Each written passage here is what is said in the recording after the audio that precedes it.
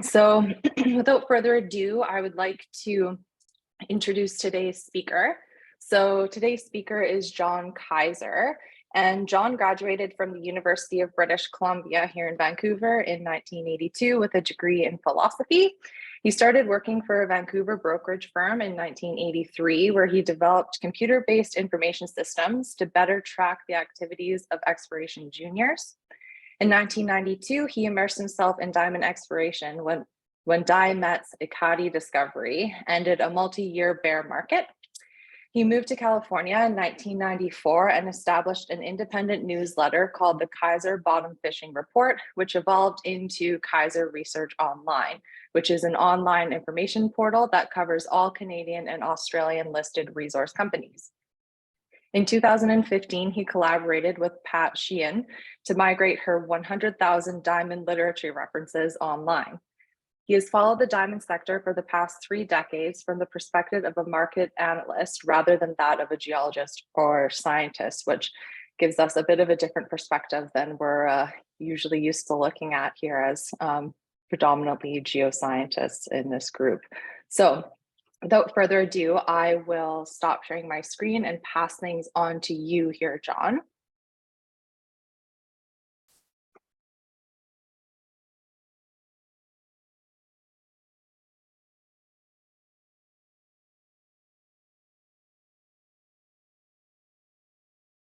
And you're just going to have to unmute yourself too, John.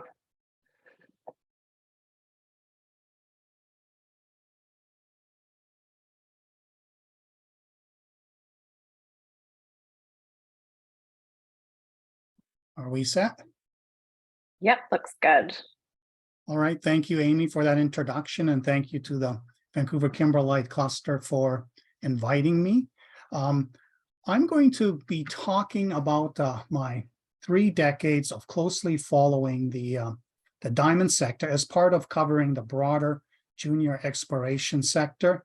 The business that I run, it's called kaiserresearch.com. It is an information portal that covers all the Canadian and Australian listed companies involved in the resource sector, with a particular emphasis on the exploration development part of the mining sector. It is a fee-based service, and not much of it on this site is free. However, you'll see where that red arrow is, the diamonds button. That is the Diamond Resource Center, which is free, and it contains the Sheehan Diamond Literature Reference compilation, which in 2015, Pat and I migrated all what she had sent out as monthly PDFs. We put it all online, organized it, and it is a tremendous resource for anybody who is interested in the diamond sector. So I still have a visual memory of that day, November 5th, 1991. I was working for a brokerage firm. I was the research director. My job was to go to the fax and see what news releases came off. And I saw this one scroll off. It was a fairly short press release, as most of those that came out from Dia Met and BHP in the subsequent 10 years turned out to be. And as I read it, I had this strange feeling that this was going to change everything. We've been stuck in a post-SK Creek bear market. Nothing was happening. In fact, Andrew Muir, my co-analyst, and I, we had been assigned from a nice window office into a windowless storage room that they had fixed up as some sort of punishment. And what was fascinating was, in witnessing this field of diamond exploration about which we knew nothing, about which the entire audience that the brokerage sector catered to knew absolutely nothing. Within a year, this had exploded into the biggest trading frenzy with the largest participation of companies that we had ever seen in the junior resource sector. And the key to it was Dia Met's eclogitic discovery. Within a year, an area the size of Switzerland had been staked as everybody got into this game, and then it spread elsewhere into the world. And since that time period, we have seen an incredible explosion of knowledge. The Soviet Union also collapsed around the same time. So all the Russian academic talent exploded into the rest of the world, and billions were raised and spent all over the world. This is a I have online in the on my website Stefan Foray's 2010 compilation of all the various kimberlites and lamproites that have been discovered during this period. But 30 years later, less than a dozen of the hundreds of companies remain still engaged in diamond exploration. And I'm being charitable in that regard, because some of them are limping along with empty treasuries in some sort of coma. Now, if you really want to study the history of those last 30 years, this resource that Pat compiled, she was already following the diamond sector before the Ekati discovery broke. She was responsible within a year organizing the PDAC short course, which was the big learning curve for everybody who was trying to figure out what are you supposed to look for, how do you explore diamonds. And she also ran the annual technical session on diamonds at the PDAC, of which I believe I was able to participate and watch every single one of them until the COVID interrupted things in the past couple of years. And we've organized it on the website. I'm just going to give a quick plug for Pat here on this. We've organized it by authors so that you can, and by the media, it's all there. We have collected the abstracts and swiped them from the journals and put them in there so that you can just scroll through and have an idea of what it's all about. And yes, you can even go, and if you want to see everything that Herman Gruder has ever written about, you can go under the G's, go there. And some of them, the more recent ones, I have tracked down the online links so that you can actually buy the article or read it if it is unrestricted. And Pat developed a tremendous keyword system where she would tag all the articles as to what it was relevant to. And so we've also isolated all that, and you can pick any one of these topics like this, click on it, and see in chronological order all the references that she has compiled on that topic.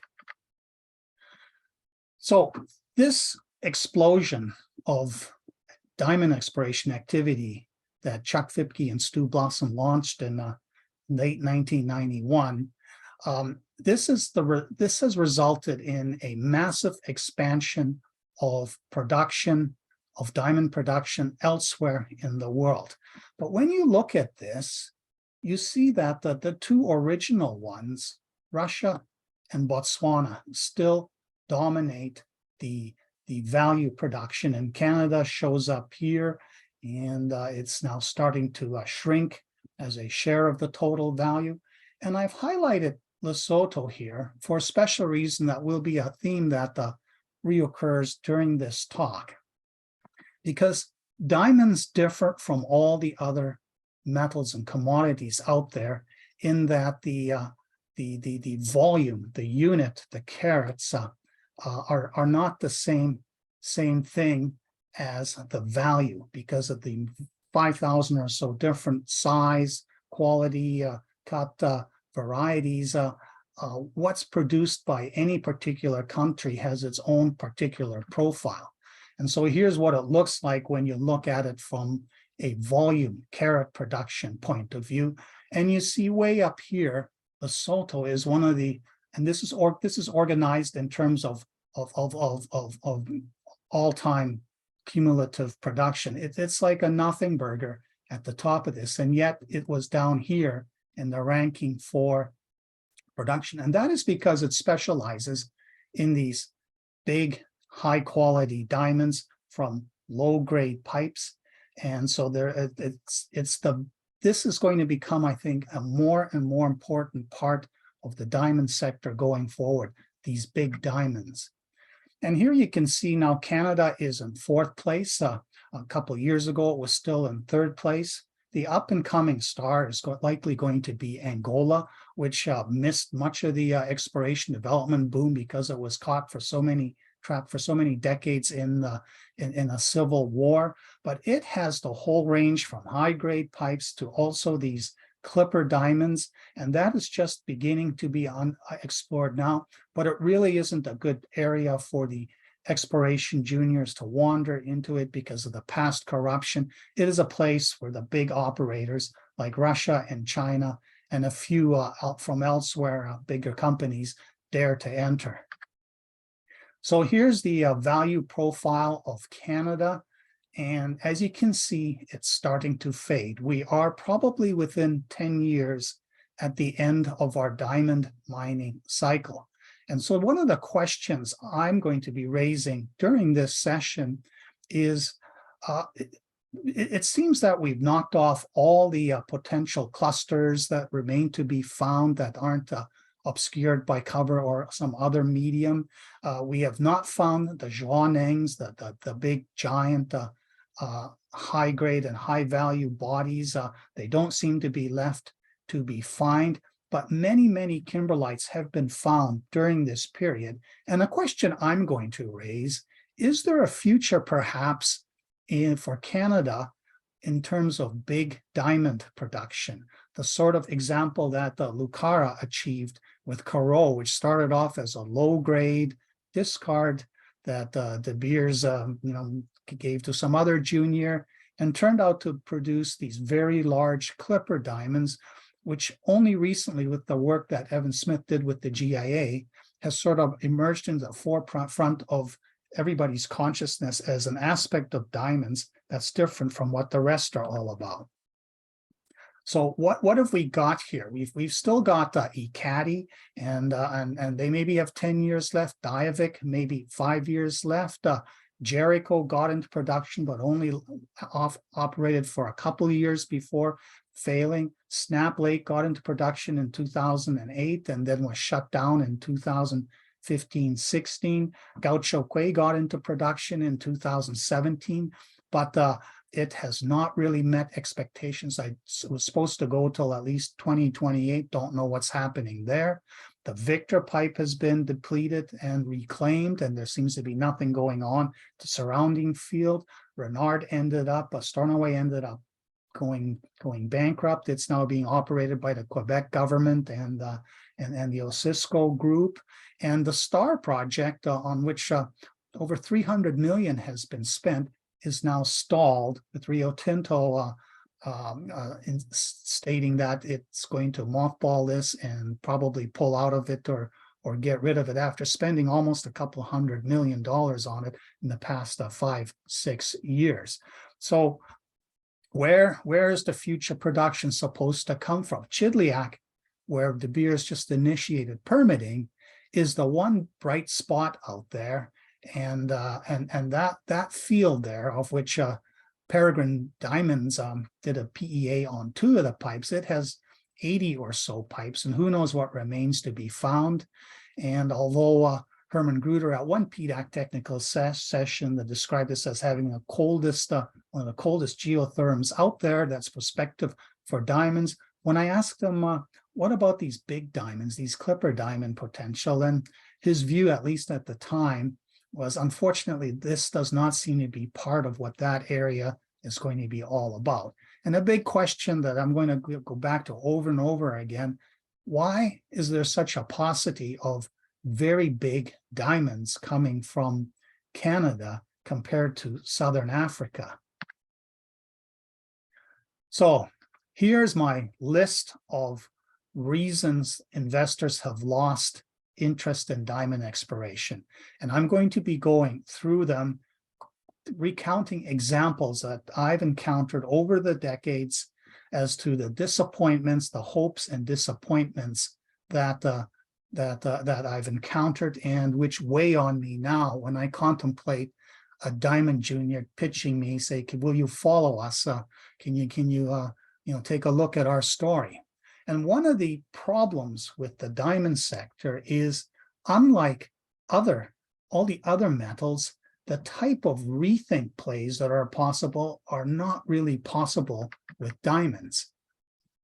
So there's really 2 story paths for success in diamond exploration. There is grassroots, which is what Chuck Fipke and Stu Blusson were doing in the 80s, heading into the 90s, and that is what has the billions of dollars that have been spent exploring with till sampling, testing geophysical targets. That has identified hundreds and hundreds of kimberlite bodies of varying degree of diamond content, and the only party that's really still doing it is Brooke Clements Craton Minerals, which is a private company at this stage, and it's looking in an area where till sampling doesn't work because it's got all this material covering everything, and even worse, there's farms covering everything on top of it, and yet it's in an area that is prospective for diamond potential. And if you go back and read that Barren Lands book and look at the early history, and you ask yourself, well, the slave Craton has the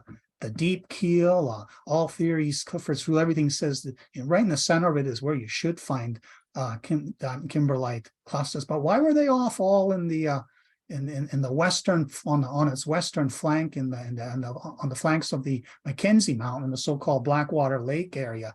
Why were they looking over there? And perhaps it was because the Barren Lands was not that pleasant a place to wander around. And this particular area, as you see in this area here, it's a big giant hole with nothing found, and it perhaps remains one of the few places where a new cluster could still be found. But the other is the rethink, and that is revisiting the existing kimberlite fields that were found, maybe in the early part of the cycle. And in this case, what Arctic Star is doing, it's picked up the old Hardy Lake block that De Beers staked when suddenly the Caddy story broke. It staked way off to the west, and it staked off to the northeast because it had collected some indicator mineral data, and it knew that there was something coming from that area. And they found a couple dozen pipes fairly quickly by 2000. Wasn't large enough for them to support a standalone operation. And eventually they optioned it to a junior, which couldn't really do much with it in the 2000s. And then eventually dropped it, and Arctic Star came in there and staked it, and has managed to find some new kimberlites. And I was reading an old paper from around 2000 that Barbara Scott Smith had authored, where she discussed the various geophysical targets that had been tested. And there was a comment in there that what we have observed in these kimberlites does not explain all the chemistry that we have observed in the tills. And so, yes, indeed, so Arctic Star is now going into this area and using newer technologies, newer geophysics to try and track down the pipes that may have been overlooked because of earlier biases as to what you should be drilling with the help of geophysics in an area where you have a cloud of indicator mineral support. And there's also the potential for them to perhaps revisit some of these pipes that perhaps in those days when we weren't really using microdiamonds properly and where chemistry had its own biases, maybe there's something to them that can be that might show that they are, although they're maybe not large and they appear to be not high grade, maybe they have some high value aspect to them. And this is a diagram I've created, which I use as a tool to help my audience, my subscribers, understand a company's story. And in this exploration game, it's all about what is the path to success?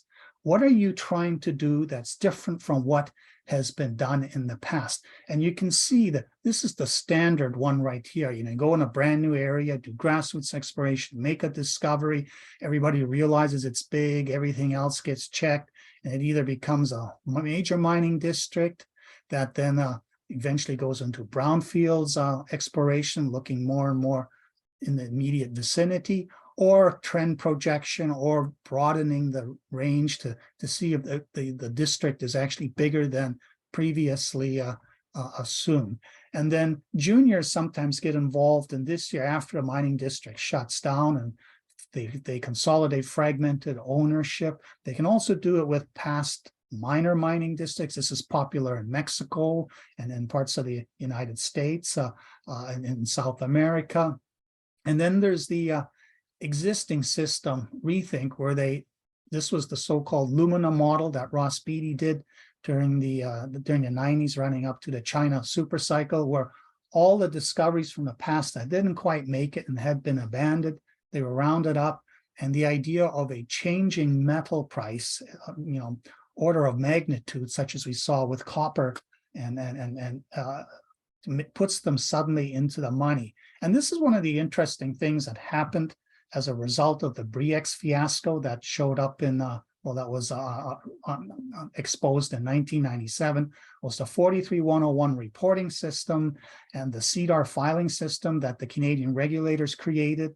And this allowed the creation of these technical reports, and it allowed the juniors to go from just sticking around in the discovery, exploration, delineation part of this whole story path to actually engaging in feasibility demonstration.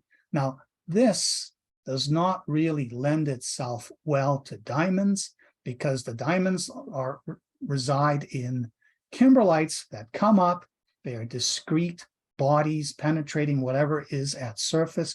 Once you've found them and seen their limits, you can't make them bigger. You can't really make them better. So doing rethink type plays with the diamond sector, even though we've held these hundreds and hundreds of pipes found of varying degrees of diamond contact, then it's not really an option for juniors. But this was the path done by this Arizona Mining, which I covered, and they had spent $40 million during this period trying to demonstrate that the oxide zone, which had silver, manganese, and gold and zinc in it, was worth developing.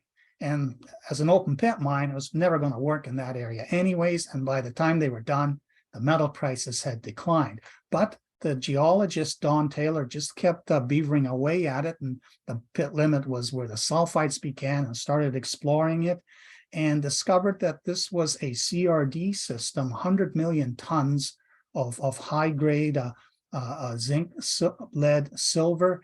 And within a couple of years, they had taken this to a pre-feasibility study and were bought for $2.3 billion by South 32.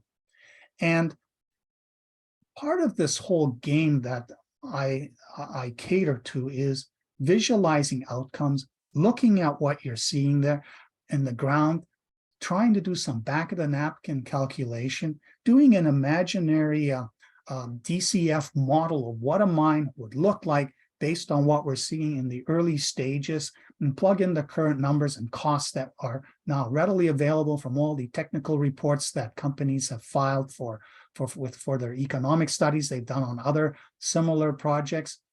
And you can come out with a vision of what it would end up looking like. And as part of the whole diamond, observing the diamond stuff in the 90s, I could not at the time understand why some companies had $500 million valuations, others only 20 million. What was really going on? And it was kind of, I credit Jack Marr, who was working for Kennecott at the time, who explained to me, well, we start off with 1,000 prospects, and then we knock them down to 100, and then we knock those down to 10, and then we knock those down to 5, and then eventually we settle in, and one of them ends up being mine. And I realized that this was a reduction of uncertainty about what this could end up being worth. And I, over time, developed this uncertainty ladder for the various stages, which became my pricing model. I call it the rational speculation model, where the idea is if you're expecting a $2 billion outcome at the grassroots stage, and you've done enough work to make sure that it's plausible that there can be something like that, you deserve a price that's 0.5 to 1% of that future outcome. So this became a way of pricing perceived outcomes at different stages of the exploration cycle. And this also, by observing what was going on with the diamond companies, I was also able to see it's sometimes called the Lassonde curve, the S curve, where during the discovery delineation stage, you often see a peak valuation as to what a project ends up being worth after it plods through 5 more stages of the feasibility demonstration cycle. And this is the sweet spot for investors, for speculators. This part down here where after you've done your PEA, everything goes downhill for a while. A lot of time gets spent. The stock prices go nowhere. The company dilutes. Investors aren't really interested in this area unless we see a rising metal prices. And in terms of diamonds, we never see a rising diamond price. Yeah, we see all these trend charts like Paul Zimnisky puts out, but the investor really has no idea what diamond prices are. And in fact, that's just a collective diamond index anyways. It's not what the particular mix of a kimberlite pipe is all about. But I was able in the early stages to identify what was going on, predict that this kind of outcome was, put out a buy, and it ended up within 2 years being taken out at $6.19. And for the Dia Met minerals, it did this. It actually went through that cycle in the very early stages. And you can see here, it's gone through this area. And Arctic Star is now taking it into this next sort of peripheral and on trend and trying to see what else is within this district that may have been overlooked. But what ended up really becoming a problem that wasn't a problem in the beginning of the diamond boom was the long timelines for the development exploration cycle. This was within a year and a half, 2 years, this is what had been found. Several dozen kimberlites in this surrounding area. Chuck Fippke did not get it all. There was ultimately the Diavik cluster, the Tliqui Cho right here. Then there was the Tory pipe, which went to bulk sample very quickly. And then there was the Ranch Lake pipe that Tahara, then called Lytton, had also found. So in that initial period, we very quickly identified many kimberlites. And this was an exciting 2-year period where the smallest amount of information was treated as if it was the key to success. The glass was 90% full. These days, it's less than 10% full. And this pretty much is what this area exploded to by the end of that. And since 2010, not much new has been discovered in this area. So the exploration work was effective. Lots of kimberlites were found, but today it's dormant. Everybody seems to have given up. The owners now of the Caddy operation are starting to rethink what's going on in here. Diavik, Rio Tinto is perhaps also going to rethink that maybe there's more in this particular area. And of course, this is where Arctic Star has picked up its collection of kimberlites.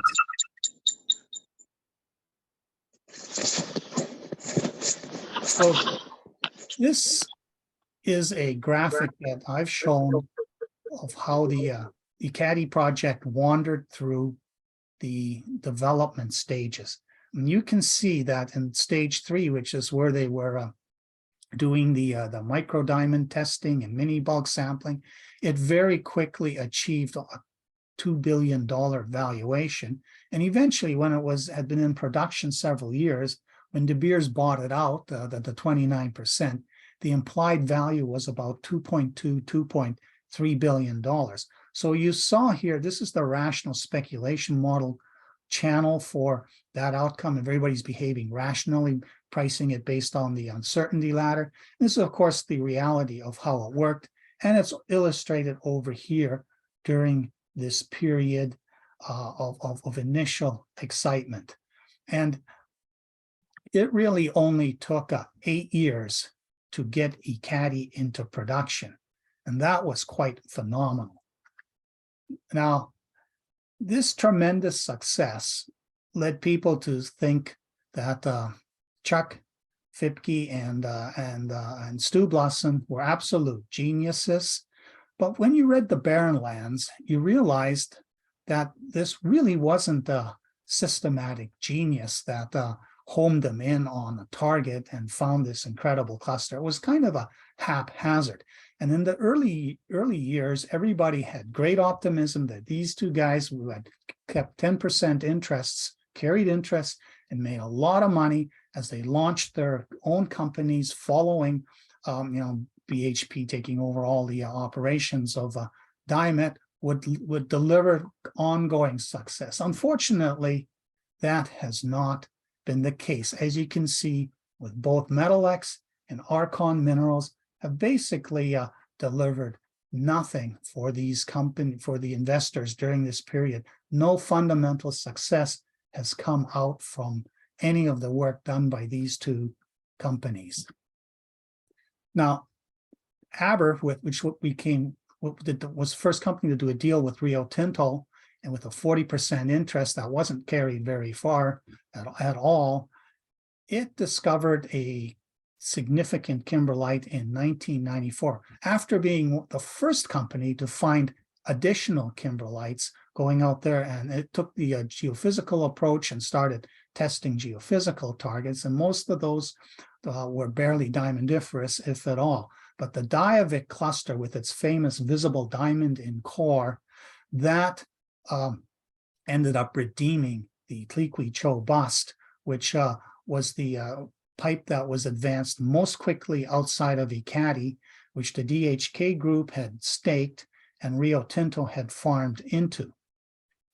But it took production for Diavik did not start until 2003, and hopes that Aber, which became Harry Winston and then Dominion Diamond, would become an aggregator for the Canadian diamond junior industry, taking out other emerging discoveries and or becoming a farm-in partner on those that weren't quite advanced enough to deserve that.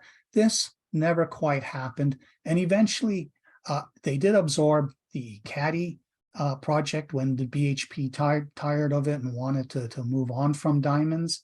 And then itself was bought out by the Washington Group, which ended up bankrupt. And so now this is in a private group that's operating Ekati and participating in the Diavik project on the 40/60 basis, with Rio Tinto still operating that. But that took 12 years rather than 8 years to get into production. And so we're starting to see a pattern of it taking longer and longer to get into production. And Jericho itself was amongst the worst. Now, Jericho, this was a product of Lytton Tahara, bankrolled by Ned Goodman. It staked huge areas to the north of the Ekati area, and did geophysics, did till sampling. And after finding out that Tahara was Ranch Lake was a low-grade body that wasn't going to make it, they found the Jericho pipe. And the Jericho pipe had high-grade potential, and it also had an eclogitic paragenesis, so it offered potential for maybe bigger stones than we were seeing during early-stage bulk sampling out of the Ekati Diavik clusters. But it also came to symbolize what Hugo Dummett had lamented, that you just can't seem to get all three together in Canada. You can see large tonnage, you can see high grade, and you can see high carat value, but never all three together.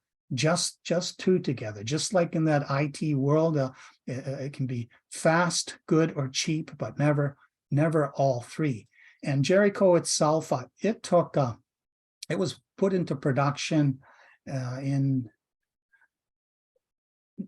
2006, and within 2 years, and it took 14 years to get for Tahara to actually have an operating mine. But within 2 years, it had to shut down. And one of the problems, it turned out, was they had not really understood the liberation characteristics of the kimberlite, and it turned out their mills were grinding away much longer than was needed. It wasn't properly set up. This body was very rich in eclogitic xenoliths that they weren't all dispersed through the kimberlite like is typically the case, and that ended up bankrupt. Sheer Minerals attempted to revive it, but it also failed. And as far as I know, it still sits there as a failed diamond mine. So the timelines of how long it takes from starting to look for a diamond pipe in a prospective area to delivering a diamond mine, it has become too long. But that wasn't what initially turned off investors. Remember, we had 20 years of interest in the diamond exploration sector. But what really became a problem was that the early stage methods for assessing the value potential of a kimberlite, they were unreliable.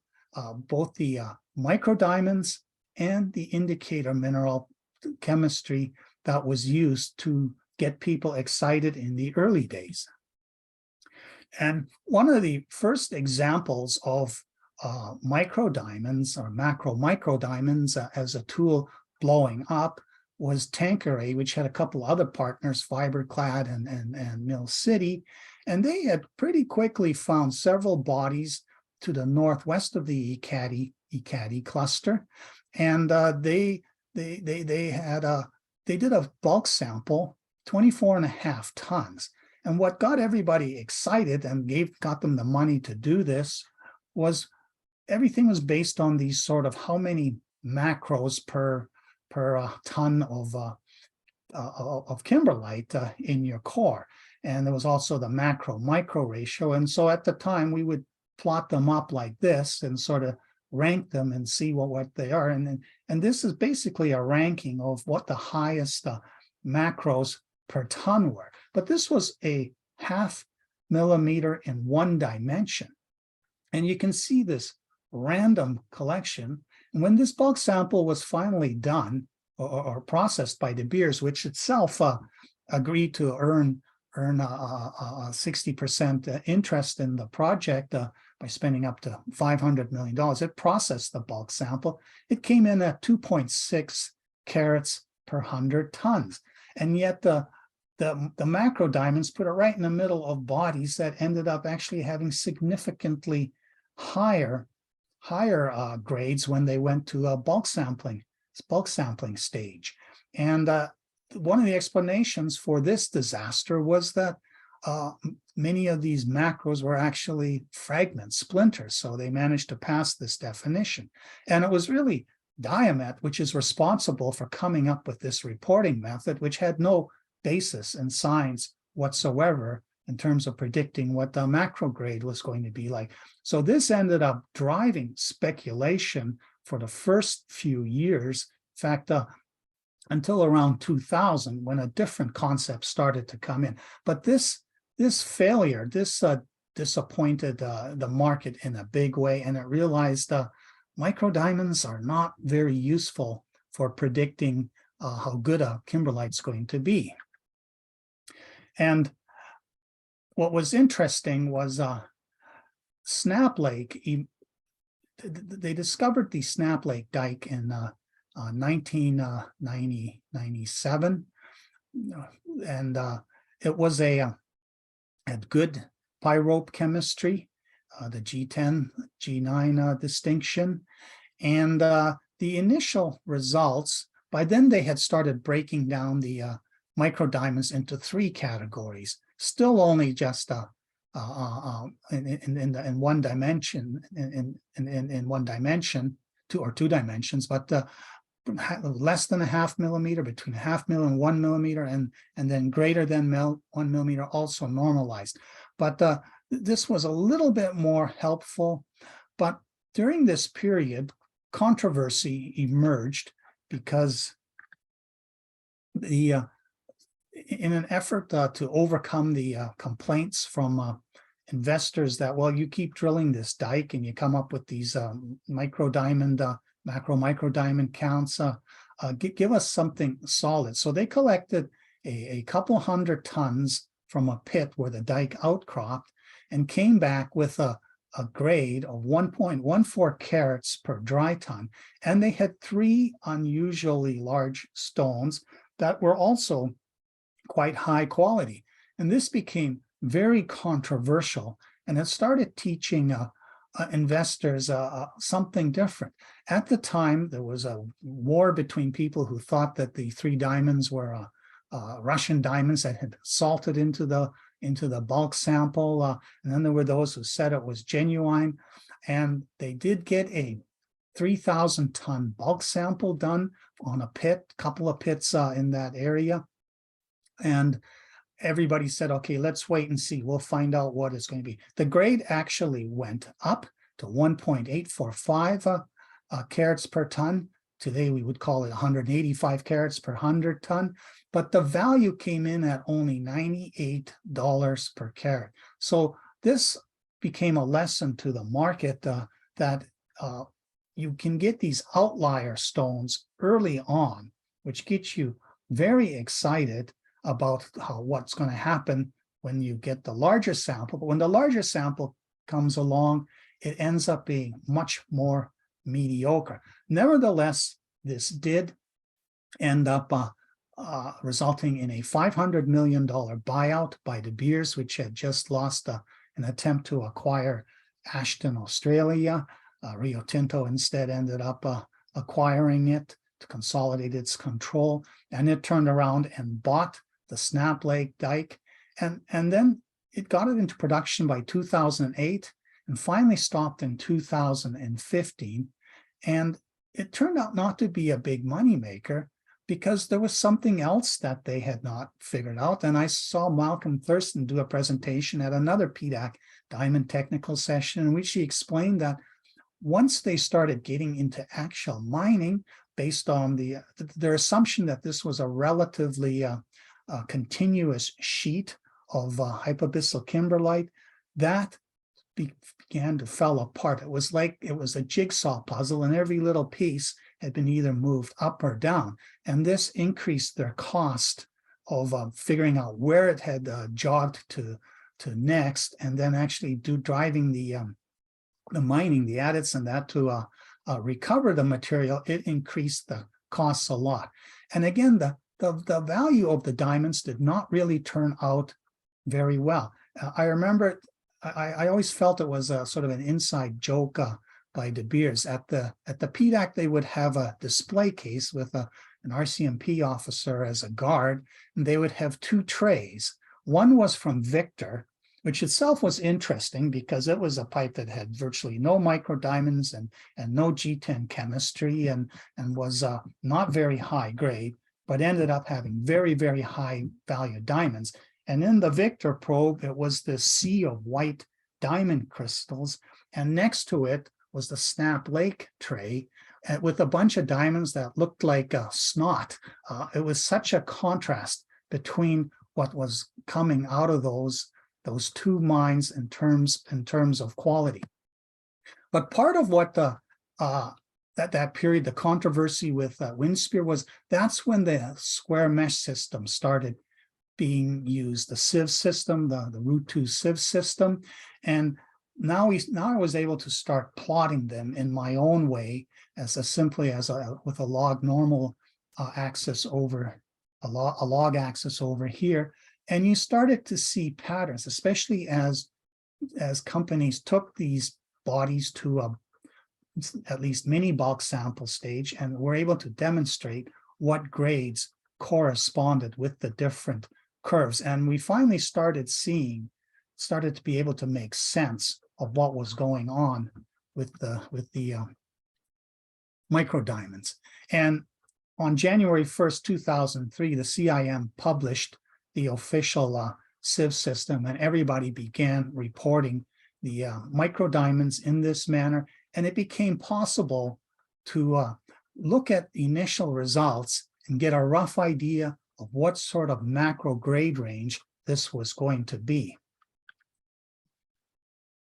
And for poor GGL Resources, then called GGL Diamonds, they had tracked this wonderful indicator mineral train with this great chemistry to a source just to the southwest of what had been discovered as the Gaucho Quaid cluster in 1995, but it got tied up in a staking controversy that took many years to resolve. It took De Beers had farmed in and had drilled some holes, and the core all looked wonderful. And but when you plotted up, when they finally were awarded title and De Beers processed these core samples, this is what it plotted like. And when you compared it to some of these other ones, it was clear that this was not going to be very interesting. There was one little outlier here, but nothing there. And this was unfortunately from an 85 kilogram sample. We like to see several hundred kilogram samples. But when they finally did a bulk sample of it, it only came in at 13.6 carats per 100 tons. And it sort of made people wonder, what was this indicator mineral chemistry all about? And there was a lot of confusion about it at the time. I mean, if you could find some G10 garnets in your collection of tills, everybody would get excited in the early days. And I remember being at a conference where John Gurney was manning somebody's booth, and I was asking him, how do these G10 work? And somehow I got the impression he was saying, just from the chemistry of it, I can predict the grade. And I thought, wow, that's incredible. I guess that's why these G10s are so wonderful. And this was this misperception out there that the public had, that, oh, if you got these certain G10s, you were going to have a good grade kimberlite when you finally found where it was. And it wasn't until I was chatting with Wayne Hillier, then exploration VP for Ashton Canada, at another conference where he said, well, that's impossible. We know these garnets grow in the same area as a particular, as the diamonds grow, the diamond stability field. The peridotitic paragenesis is a little higher in the lithosphere. The eclogitic paragenesis, which is a subducted oceanic material, it's a little deeper. They have their own little different garnets that grow in their area, but the magma comes from deeper, and it swallows stuff that it encounters along the way, and sometimes it really depends on how much was there in the first place for the magma to entrain. And then even as it gets to the surface, how much near surface material during eruption does it end up mixing with it? So from the wide range of physical combinations that are possible, it was not possible to predict what the grade of a kimberlite body would end up being when you finally processed it for macro diamonds, and couldn't really tell which were whether they were of the peridotic or the eclogitic suite, unless you did special isotope studies. So they were all treated as one batch. But during that period, during that glory period, the idea of a G10 that tantalized a lot of people.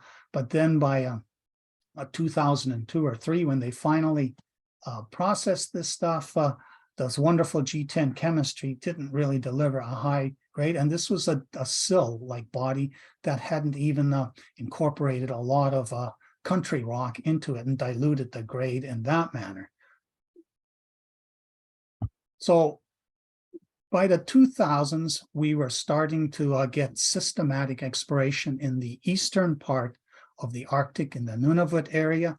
And one rather sad story is the Churchill field that Shear Diamonds, and I believe Stornoway was a partner, and they did all the regional sampling in this area and detected several trains that had excellent chemistry. And they drilled it in the first round and found a whole bunch of kimberlites, but they had next to nothing in them in terms of micro diamonds, and the chemistry represented by these crosses, blue crosses, didn't really reflect what they were starting to see all over the place. But then they did more work and started finding these dikes, what they call type B dikes, and these are all the colorful ones from actual kimberlite, and that matched what they were getting in the field. So what you had these kimberlite pipes that had decent volume, that did not have the same chemistry or any interesting micro diamonds, And then you had these dikes of small volume. And they took these dikes to bulk sample. And by the way, this is what like a typical microdiamond plot for those initial kimberlite pipes turned out to be. And so that was, a huge disappointment.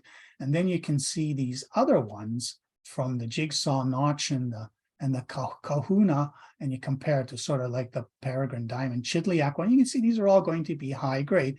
And in fact, they did turn out to be decent. They did these bulk samples. They did turn out to be decent grade bodies. And they did have some interesting diamonds, but the value of them turned out not to be the case. And at this incredible presentation that was done at a PDAC Diamond Technical session, it was explained what had happened. And it seems that the type B kimberlites, which were dikes, were from around 232 million years old, whereas the type A were a little younger, from 170 to 225 million years ago. They were a later generation of kimberlite eruptions. And obviously, whatever the initial wave had been, there must have been some sedimentary platform or something on top that they intruded that had been eroded away when the later wave of type A kimberlites came. By then, the lithosphere had some sort of diamond destructive thermal event that eliminated the diamond potential. And the market, the investors learned, okay, you can start off with this great indicator mineral field, and it ends up being a blend of different generations of kimberlite waves. And then it turns out that the ones that were good, that were earlier, they don't have any size potential to them. And as you can tell from this tray, the quality of these diamonds turned out not to be so good either. So micro diamonds and indicator mineral chemistry, which is you get fairly quickly, within 3 to 6 months of tagging a kimberlite, it became a somewhat unreliable method for predicting that you were going to get something of value. But the real problem emerged when the market started to understand that grade is not the same thing as value. And they started to realize, just because we have a kimberlite with a bunch of micro diamonds in it that suggests a high grade, and we can see a reasonably large tonnage footprint from the outlines of this kimberlite, that's not going to give us any sense of what the value of this pipe will be. And one of the most infamous blunders in the whole diamond exploration cycle there in the early 90s was actually accomplished by Rio Tinto, the partner with Aber and DHK on the DO27, then called CLIPPIR. And the initial micro diamond stuff results in terms of macro-micro ratios were good, promising, suggested a decent grade. And there was all this excitement because Rio Tinto, operating through Kennecott, rushed to do an underground bulk sample. And this is apparently what was planned, and this is apparently what they ended up doing. And when the results came out, that this graded only about 0.36 or 36 carats per 100 ton for the primary part, this wiped out $1 billion in market cap from the exploration juniors. Even Aber, which at that time already had the Diavik discovery released, and Dia Met, which was making good progress with its Panda and Qual and other kimberlites that it had found, they all took a hit in the market. And in the 2000s, Eric Friedland, through Peregrine Diamonds, revisited this project and did a proper bulk sample, 2 stages of it, large diameter drilling, and demonstrated that, in fact, it did have a decent grade in sort of around that 90 CPHT level. And that this was an unfortunate error that sampled what wasn't really part of the primary body that into which the initial discovery holes had been drilled, and which got the market all excited. And you can see this was the sort of S-curve action. Kettle River went from a 25-cent stock to $20 during 1993 when we got those macro micro results, and it was a large body too, and it turned out to be almost 20 million tons. And there you can see the brutal collapse when the results came out. Everybody was expecting fantastic results, and the company never really recovered. And the resource turned out to be 19.5 million tons of 95 carats per 100 ton. But the devil lay in the details. The project quietly died because the carat value was very, very low. Even though these pictures, they look okay, when they were assessed, this was not going to go anywhere because this was going to be maybe $50, $60 rock. And so that became Cliquich bust number 2. Now, perhaps the one that took the longest to get into production was the Gaucho Quay project, into which De Beers earned an interest. Mountain Province discovered. Again, you can see the S-curve activity during the early stages. And then as we get more and more into finding out what it's about, it drags on and on and on. And then we get another life later on when they start doing more bulk sampling. And this was another error that the public got fooled in. When you did a bulk sample and then had a formal valuation of the parcel done, which is all that the BHP and Dia Met ever did, people would take that value of the parcel and divide it by the number of carats and then figure out what the rock value was.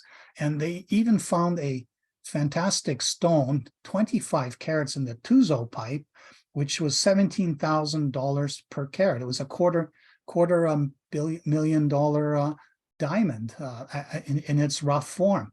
And the company would present these as what its carat value is. And we knew it was a high carat grade. These were like two carats per or 200 per ton, carats per 100 ton, high grade bodies. But then when they did the more detailed work, it turned out to be much lower. And then when they went into production, it turned out to be even lower. So the hope of repetition from these outliers has yet to be borne out, and who knows how long this mine will continue to operate. And this was not a case of a junior being crazy and developing it all on its own. De Beers was the operator of this project. So again, the whole experience of Mountain Province, which has never really reached the peak of the early exciting days, this kind of weighs on the public's perception of this arena. And then Renard, also found by Ashton in around 2001. It was Ashton ended up being acquired by Stornoway Diamonds, which had purchased Rio Tinto's control block and ended up merging with the Stornoway, which itself had not too much success. And then after the merger, it went down lower. They did get the mine into production. It did demonstrate high grade kimberlite, but there was internal complexity that came to light once it was in production.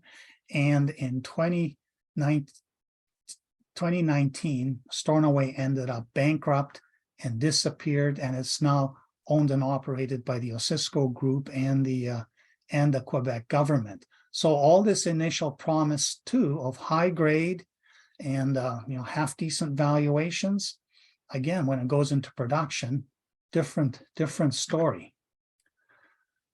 So what the market has, after these 20, 30 years, concluded that you can't justify S-curve action simply by finding a kimberlite with great chemistry and getting micro diamonds that suggest a macro grade, and perhaps confirming it with some mini bulk sampling to show that, yeah, this macro grade is. You can't really get excited until you're at this stage down here, and you're looking at the years of how long it takes to get there. If S-curve action, which is the tendency of the market to imagine what's going to be worth at the end of the day, well before it deserves to be worth that, can't happen here. This has become an incredible hurdle for all diamond juniors to overcome. The public wants it at this stage, early on during the play, whether it's a rethink or a grassroots play.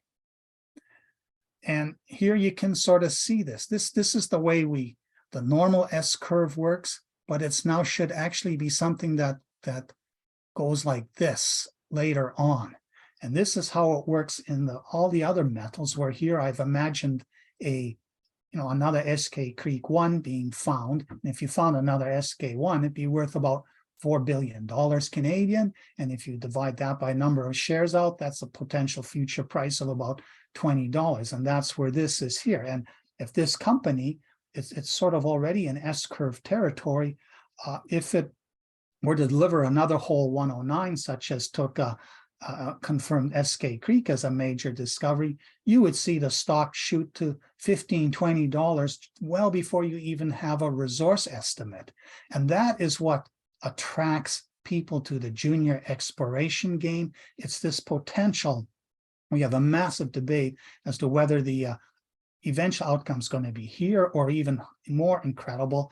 Instead of like a 2.5 million ton deposit, what if you have a 10 million ton deposit with these sorts of grades such as SK Creek has?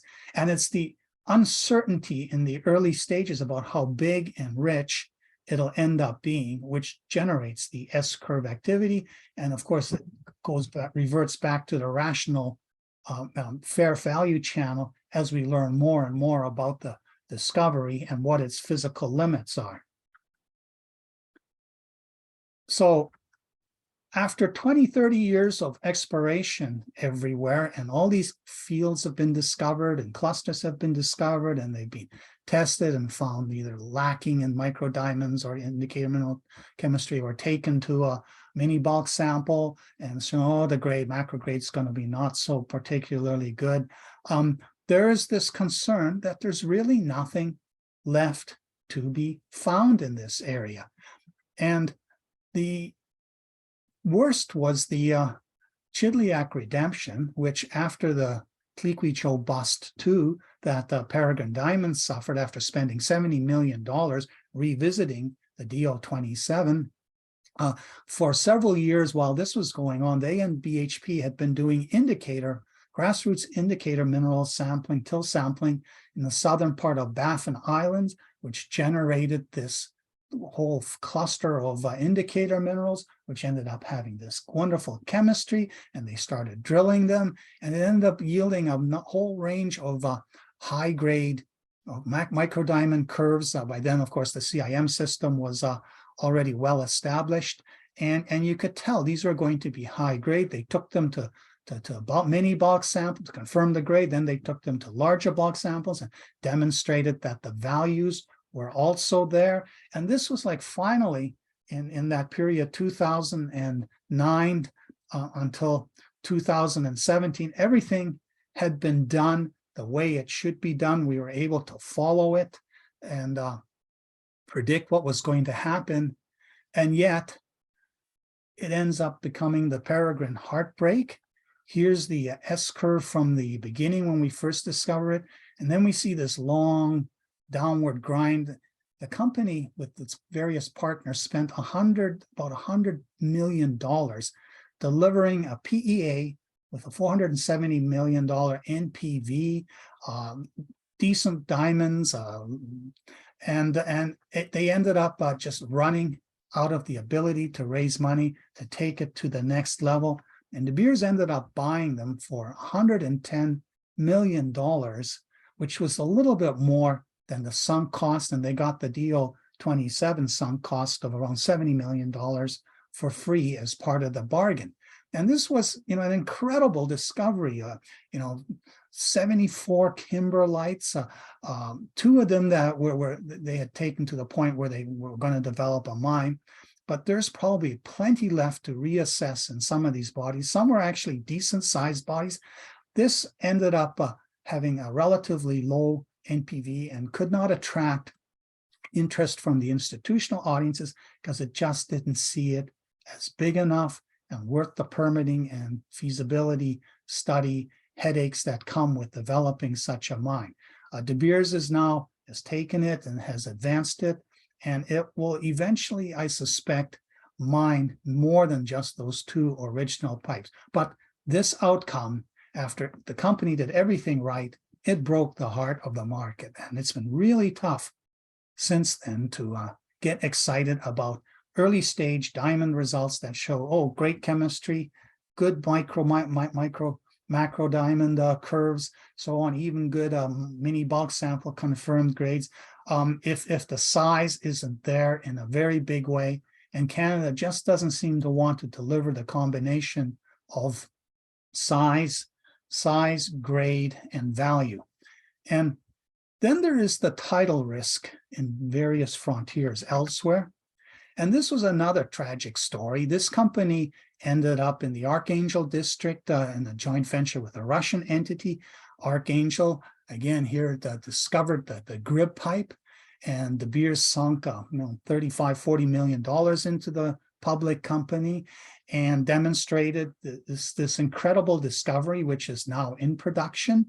And what happened? Well, they never transferred the 49% to Archangel. They just took it because that's what happens in Putin's Russia. And Lukoil ended up owning 100% of it, and who knows what other hidden parties own a piece of it.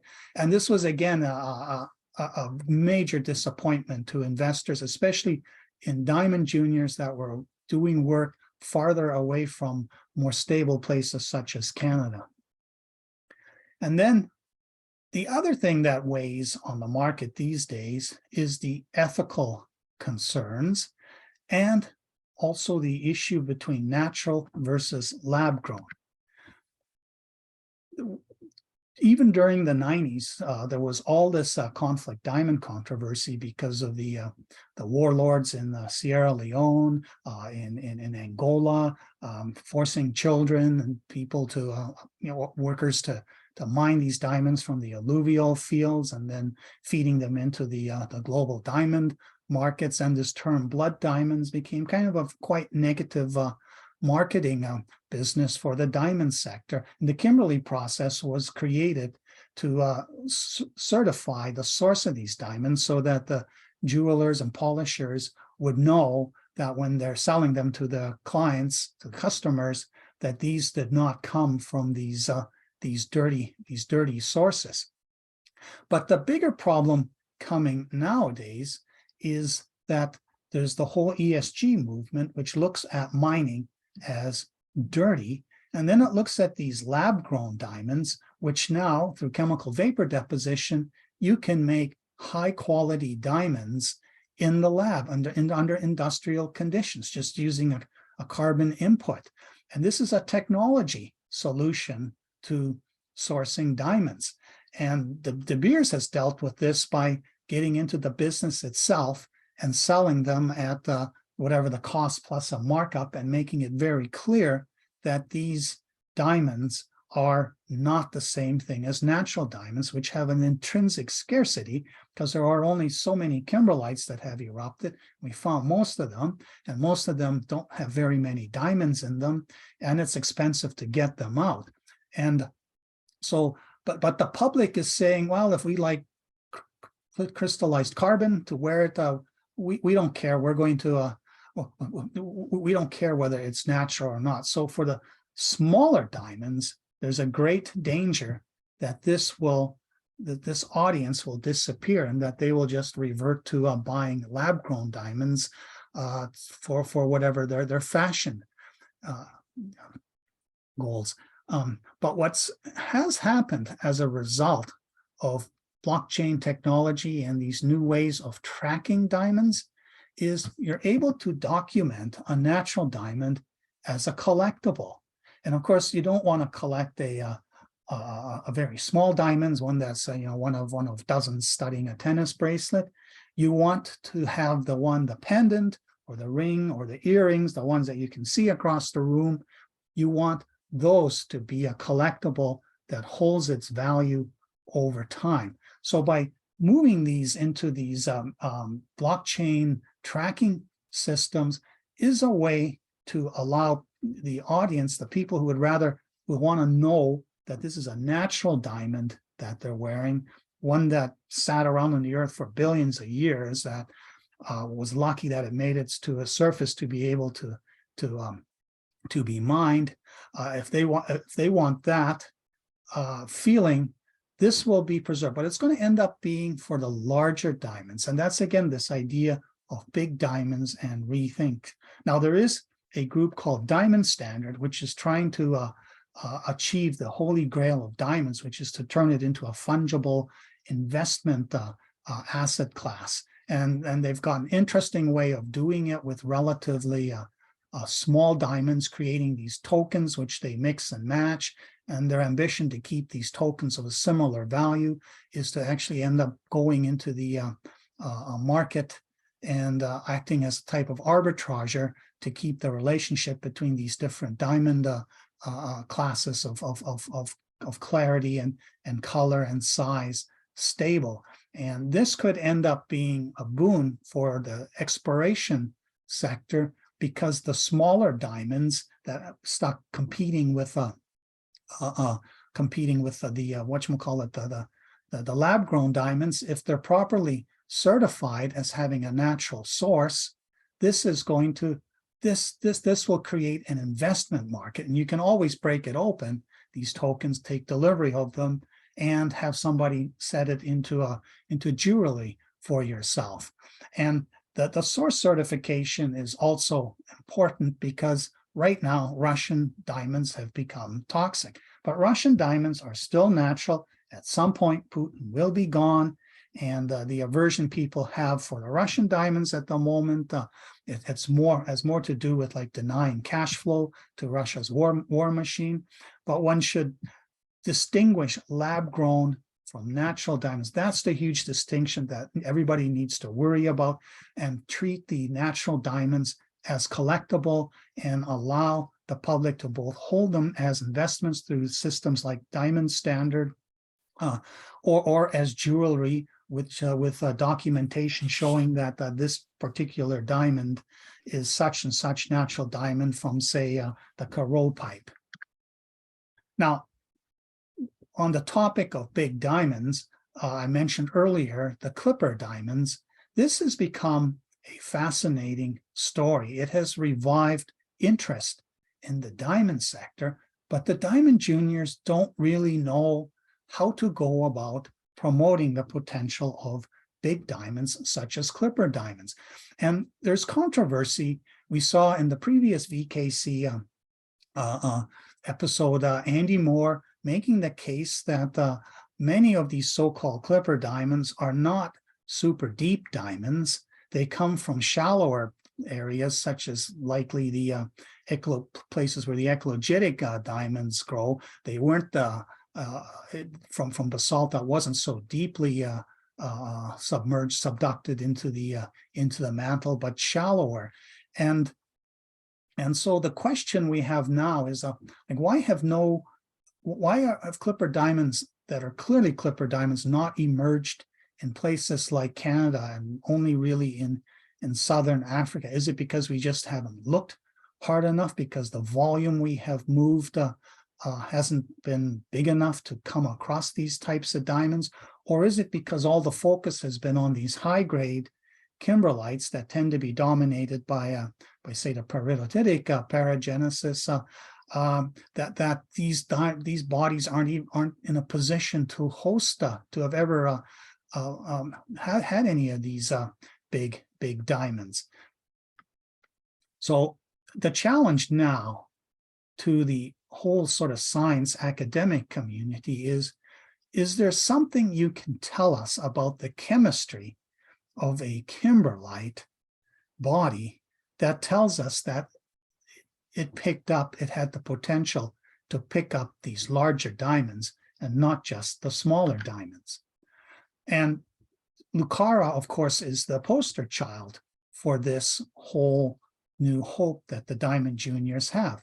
The Kaiser pipe was originally part of a group that De Beers had discovered, but it was tiny in comparison to Arapa, and the grade was understood to be only 5 to 10 CP 5 to 10 CPHT, and De Beers eventually let somebody else have it, and they tried to do some work, and only when Lucara really got into it, demonstrated the grade was actually around 15 CPHT and developed it as an open pit mine, that it started coming up with these CLIPPIR type diamonds, of which the Lacidi Larona was the most spectacular one, and it is believed to have been broken off from another diamond, so it was even larger if it had not been broken. So now the hope is to find such deposits that may be low grade, but have the potential to deliver these high value diamonds.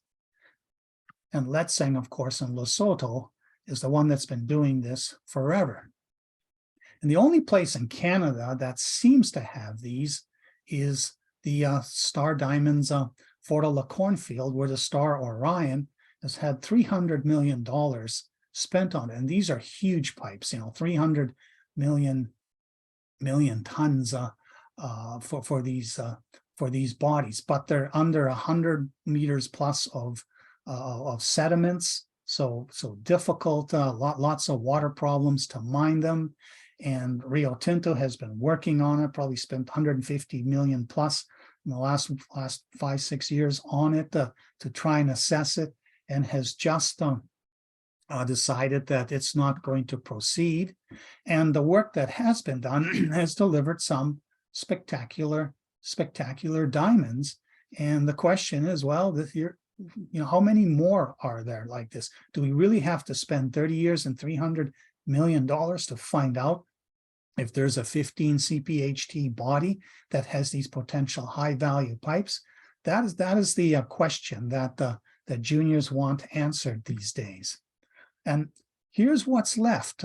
Most of them are focused on Canada. There's a few like Lucapa, which are focused in Angola with the Lulo project, where they are mining the alluvials and trying to figure out where they are from, probably from some extremely low grade nearby kimberlites, which pose the challenge. How do you assess them to figure out what, without spending an enormous amount of money processing them? And new fields in Sierra Leone. North Arrow is working on the Naugat project with Burgundy, who has farmed in. This is a large body found by BHP, which has these orange diamonds, and they're trying to assess that the total value of this is going to make it. But most of the rest, GGL is now focused on Nevada. Diamcor is mining alluvials on the periphery of Venetia. Cantera is only technically still on this list because it owns part of the Buffalo Hills. Arctic Star is still active. It's one of the few companies trying to do something. And RJK is in that sort of Temiskaming area, where the Nipissing diamond, the 700 carat diamond, yellow diamond that had been found 100 years ago. They're trying to find a local source for that, but pretty much everybody else is not doing any real exploration. And where else in the world can you still go? Brazil has some bodies on the peripheries, but at the Victoria International Kimberlite Conference, I remember listening to George Reed explaining how after all the work that Canabrava had done, all the kimberlites, in a story similar to what Shear experienced with its Churchill cluster, they're all younger, they're all barren, they have the volume, but they don't have the grade because some thermal event wiped out the root. And what is mined in Brazil is largely alluvial diamonds, all part of what was this area here. And there are some CLIPPIR type diamonds in this area. This is still a potentially interesting area, but the bodies seem to be small.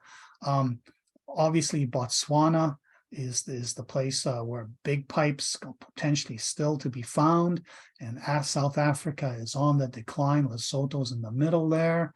This area maybe has potential. Morangi is in there. India has never really delivered a pipe that's worth developing. Of course, Russia has the whole Mir area in Siberia, and this area is still potentially interesting. The Grib pipes in here somewhere, and Australia just really hasn't delivered the kind of high grade, high value pipes that the world wants to see. And this area in the United States, it's a big mystery why there is really nothing found. Greenland still has potential here. And as the ice melts, who knows what else we'll see on the edges over there. And in terms of Canada, these are all the areas where there's still something potentially happening. Can these bodies in the Arawapiskat area be revisited? Is there more to be found in the Renard area? The whole Torngat cluster, Burgundy took a look, but I haven't heard much since. Chidliak's the next best hope for a new mining area. This is where Nalgot is. There's a whole bunch of dikes found up in this area. Victoria Island had some bodies with interesting microdiamond curves, but nothing seems to have ever come from that. This area where Lenny Keogh and Talmora have been exploring maybe has interesting potential, but it's got a very difficult medium to sample, and it just has the one Dharma body here. The Buffalo Hills, which Ashton discovered largely by drilling geophysical targets, it's still there to be revisited. And then there was this peculiar group of geophysical targets that Canalaska generated, which De Beers briefly farmed into and explained away as pockets of magnetic sand and depressions. And again, the whole Fort La Corne field, is this thing truly dead? What else is left there? And then this is where RJK with the Nipissing diamond is hoping to find that maybe there's something here. Maybe these bodies have CLIPPIR type potential, but where's the argument as to why there is CLIPPIR potential? This is what we want to know. And this is where Brooke Clements with his Craton Minerals is exploring an area that's got all the right Craton characteristics, but it's got a very poor cover, very difficult to sample. And so here's the only one that I'm still seriously covering right now. The stock is ailing, it's at 4 cents. It's still waiting for extra results to support these ones that suggest a grade in the sort of 30 to 50 carats per 100 ton range. They got Chuck Fipke saying, "Oh, the chemistry of this is excellent, but the size distribution curve is not particularly promising." This other one has oddball chemistry. That's the Sequoia, but it has this interesting curve here, this yellow one, and we're hoping to see this beefed up with this year's results. And this is another problem that's not going to be helpful to the diamond juniors. The processing capacity for caustic fusion and baking and all that, it has diminished since the heyday of 20 years ago. It takes forever to get results. And that's a killer when you're working in settings such as the Arctic, where you have a seasonal constraint, where it's, say, better to do it when the ground is frozen than in the summer when it's soggy. And then the other problem is, a big theme in everything I've talked about is there's a knowledge gap. We don't feel we understand what makes kimberlites potentially valuable. We don't understand the early stage information. We don't see it as helping us predict that this one is a better one than the other one. And we also have an aging audience. And what this graphic here shows, this is financing activity by resource listings on the TSX Venture Exchange. The red is the mechanism that's primarily used. It's private placement. You have to be an accredited investor to participate. They have some existing shareholder exemption, but it is poorly structured and doesn't work. Anybody who isn't a millionaire outside of their real estate, residential real estate net equity is disqualified from giving money to exploration juniors. And the older audiences are less and less interested in investing in diamond exploration juniors. There's a potential younger audience, which if we get to overcome this knowledge gap, but there's still this gap that you cannot get their money into treasuries because they don't have the capital. They don't qualify as an accredited investor. So there's a real trap for companies like Arctic Star. They can only raise money from a bunch of boomers such as myself and even older ones, the pre-boomers, but they can't do the traditional system of promoting the story, bringing retail in, buying it in the open market, and we boomers who did the private placement, who are accredited investors, sell it to them. That just doesn't work because we as boomers are not that interested in the diamond sector anymore, and younger people who perhaps have more patience, they don't understand this space, they don't understand how it works, and even if they did, they can't put money into these juniors.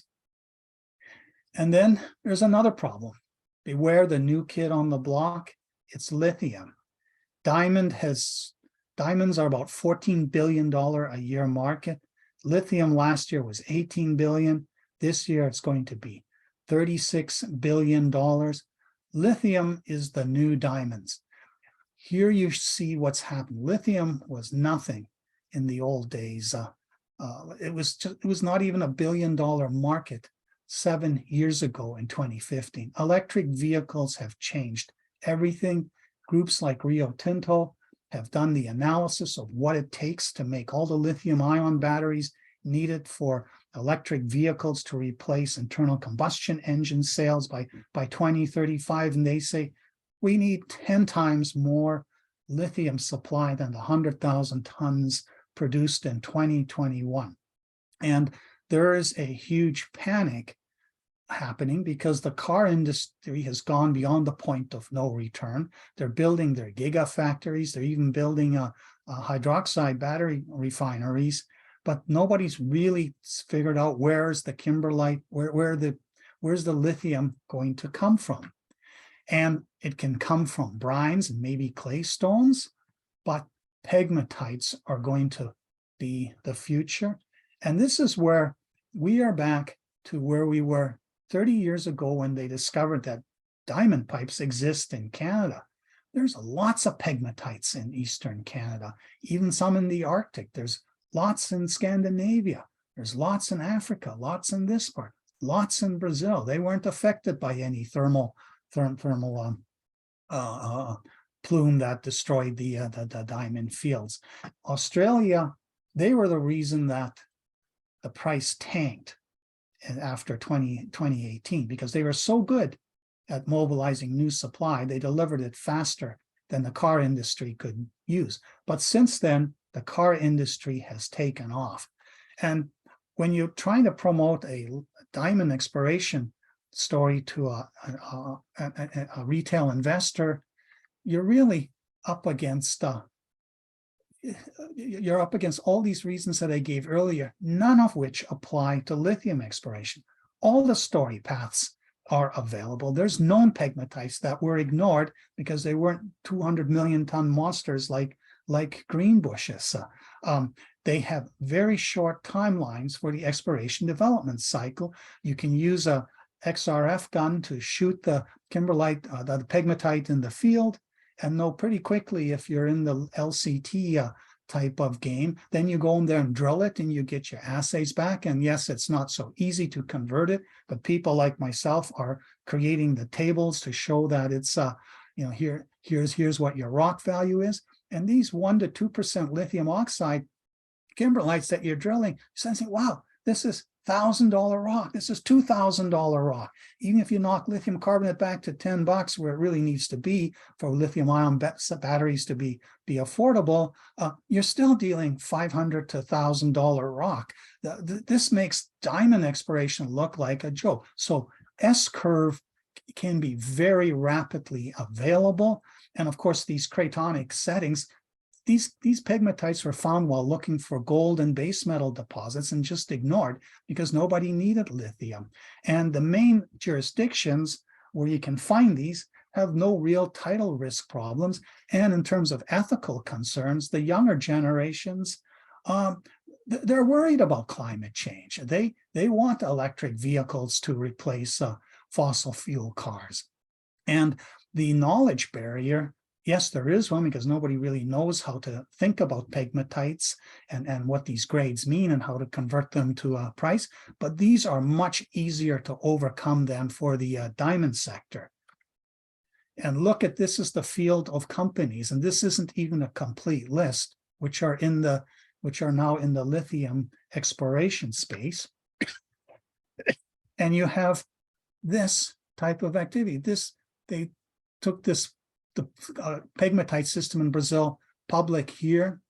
They raised $150 million in this period. This achieved a $5 billion valuation about a month ago, and it's ready to go into production with a relatively small capex. This is what a company like Brunswick wants to repeat. This is the new boom, what I call lithium mania 2.0. It hasn't yet woken up, but the companies are scrambling to get exposure to this. And sometime next year, we will see the kind of insanity that we saw in the 90s in Canada with the diamond plays. We will see it sweep the lithium sector. So this is a real problem for diamond exploration going forward, because this competition doesn't have the problems that the diamond exploration sector have. Thank you.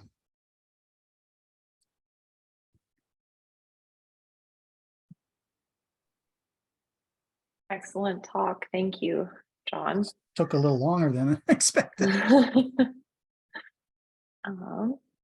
I am going to open up the chat now for anyone who has any questions, or feel free to raise your hand if you'd like to ask him something over Zoom as well.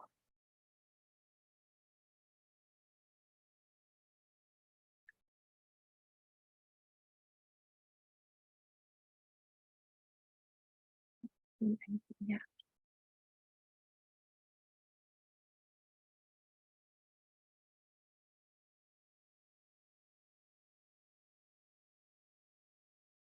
Anyone?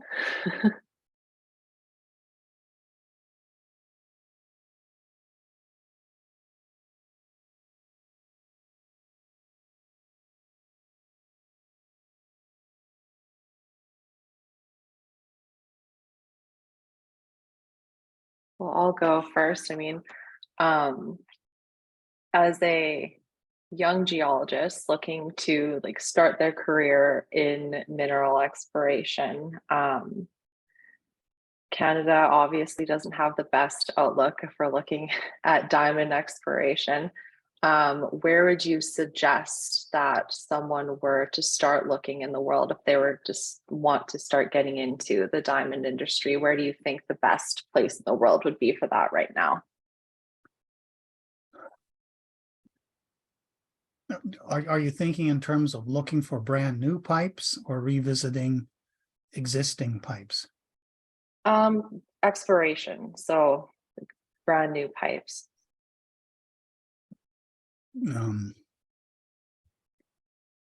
Places like, I really wouldn't recommend going to places like Angola. It's not particularly great.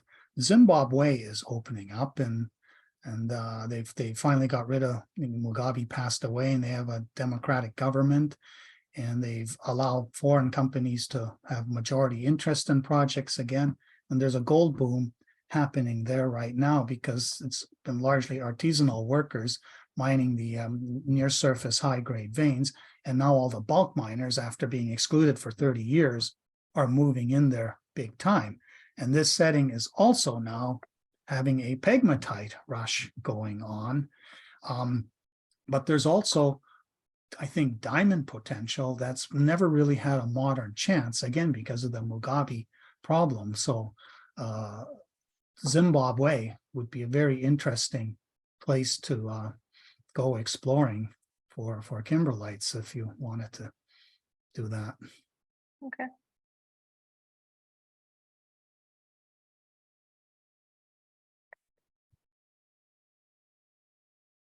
Is there anything that anyone else would like to ask?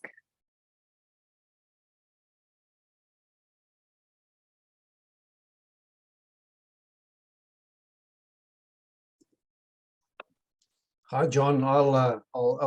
It's Herman here. I'll just say thank you for a very good talk.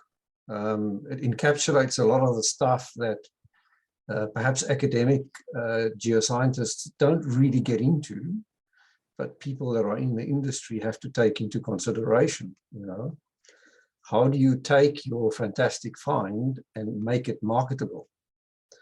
And I have to voice the sentiment that you've expressed at the end there, that lithium is the new game.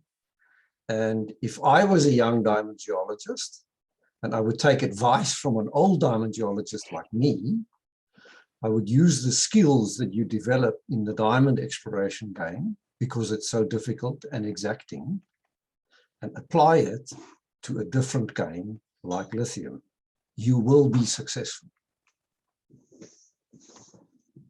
Yeah, thanks, Herman. And on that topic, if you look at Pat's literature reference compilation, she's been including a lot of these other intrusions, carbonatites, peralkaline intrusions, the kind that have these critical minerals. And Bruce Karsgaard has a database, and I'm going to create one of those online maps out of it one of these days, where he's documented all these carbonatites all over the world.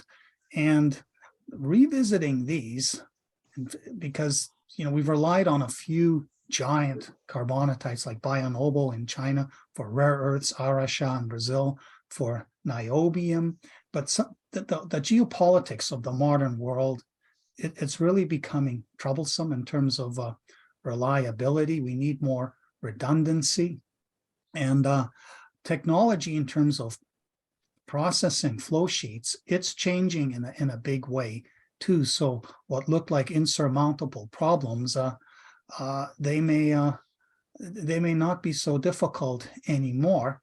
And for younger generations, I mean, if you flash forward 20 years and consider the possibility that fusion technology might become a reality, all of a sudden you have an order of magnitude of energy efficiency growth, which reduces the cracking costs of a lot of these complex mineralogies and all these intrusive bodies.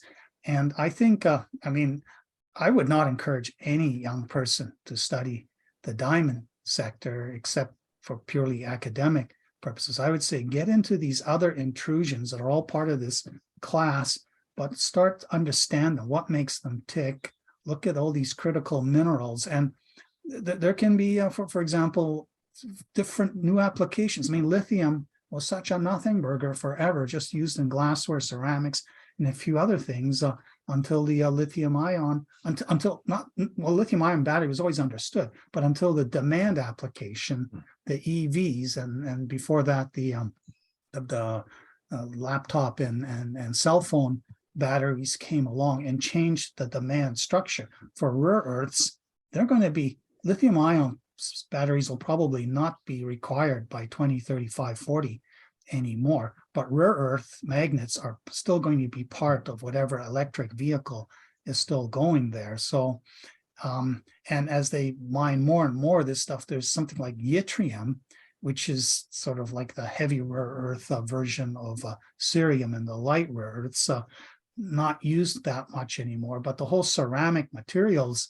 sector, it's part of that. There can become uses for yttrium. So understanding which deposits have yttrium could end up becoming a big part of the future. So that's building what Herman said, looking at these other intrusive bodies and their critical mineral potential, that would be productive.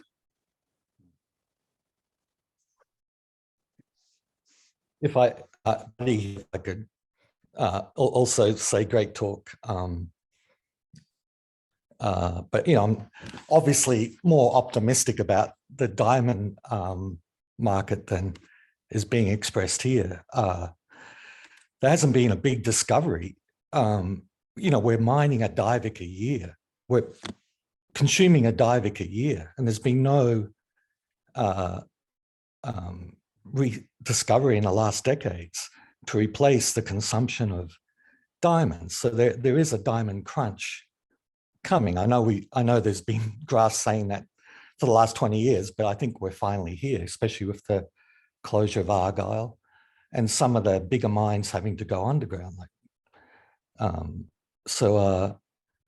Yeah, I think there is a need. Diamonds aren't going away. It is a $14 billion a year market. It traditionally grows with global GDP. There's still only 30% saturation, 40% saturation in the Chinese market. If it goes like Japan and you get to go from 0 to 98% of the brides get diamond rings, there's still massive market growth available in the developing world. I think we're seeing a very bright new dawn for diamonds. And you know, you've mentioned that it takes a decade for any commodity from discovery to mine.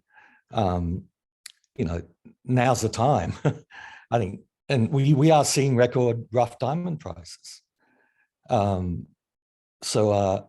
You know, I just think the world doesn't realize it's record rough diamond prices. But you're right. The reason that diamonds are down is that those bankruptcies, and no one's made any money from them for a while. But and the other thing is, old bastards like me and Herman, and we're not going to be around much longer. There needs to be a new generation of explorers coming up to. So, you know, diamonds are part of our culture. I don't see it changing that, you know, that they're not a commodity. They're a luxury good. And I don't think they're going away. And there's a need for new discoveries. So Buddy, what do you think of my idea that exploration should focus on rethinking existing bodies rather than looking for new ones? To my mind, I think it's the larger diamonds, the higher quality ones, the ones you can treat as a collectible. I think the demand for that will continue. And well, you know, people have tried over the decades to do investment diamonds, and they're a luxury good. It may work, but if you look at history, it fails.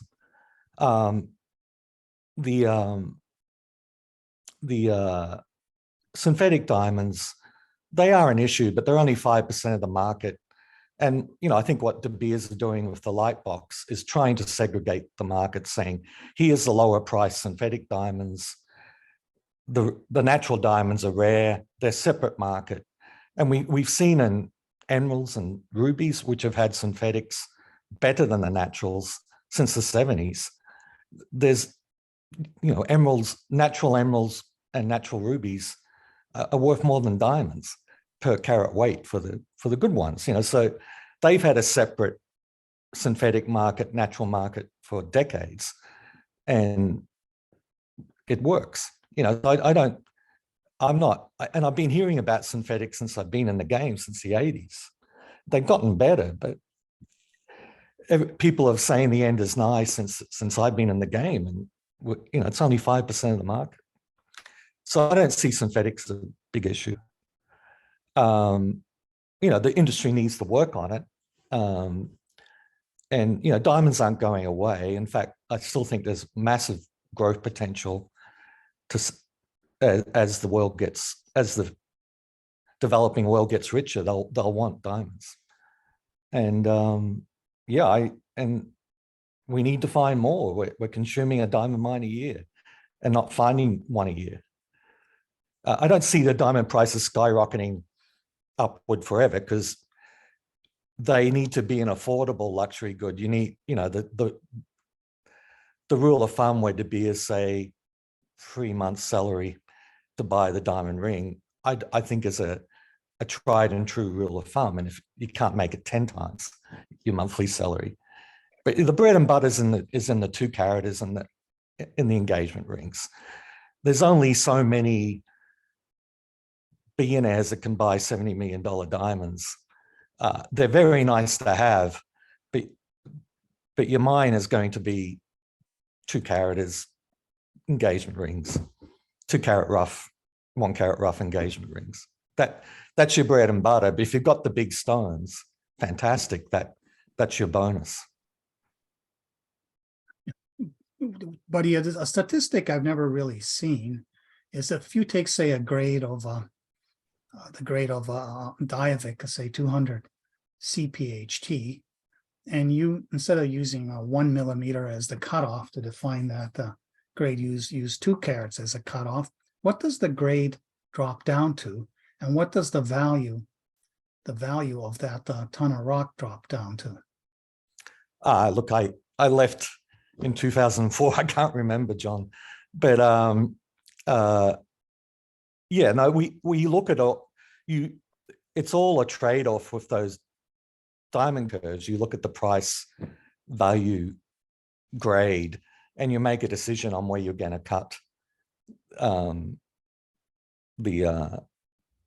diamonds. You know, different mines have different cutoffs. 0.18 is what we use in exploration, but you know, many mines don't have higher cutoffs than that. It's an economic decision you base on your value curves. I can't remember for Diavic. But I think what I would like to know as a person thinking about diamond exploration juniors is when you use size as a cutoff, and all those carats that are produced each year, how much volume is represented by, say, 2 carats and larger, and how much of the total value? I mean, Kimberley process comes up with these 2 numbers, but it's always a blend. I'd like to see a graph showing where the value and the volume lies, because that's what I really want to know.